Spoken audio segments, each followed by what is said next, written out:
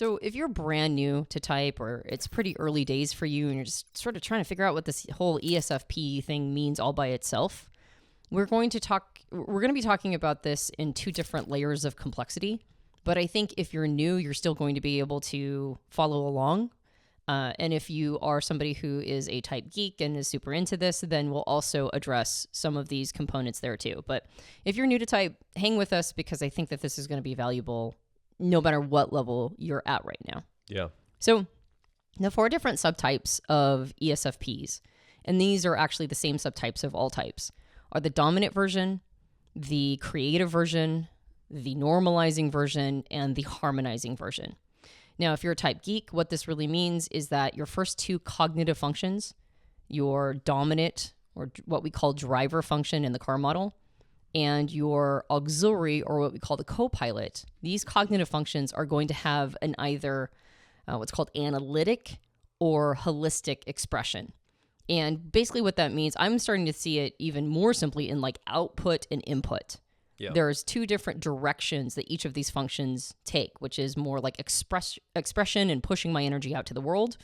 And then there's an expression that is more of an input or receiving information from the world.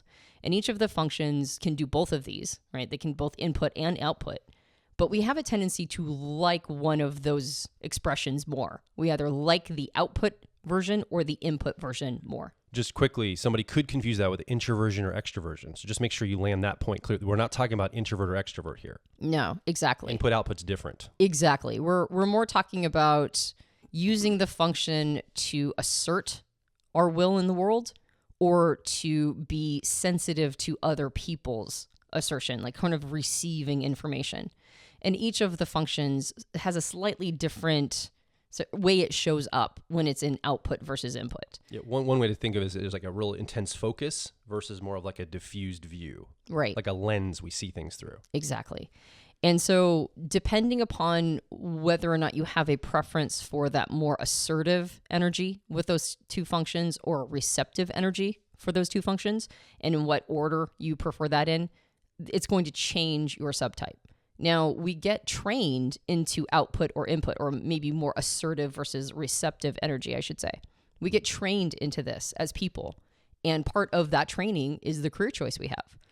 So some of these career options are going to be far better for some of the subtypes than others.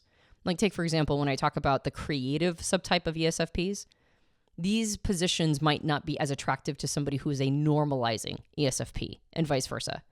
If you're a dominant ESFP type, it's not going to be as attractive. The career options for dominant ESFPs are not going to be as attractive for harmonizing ESFPs and vice versa.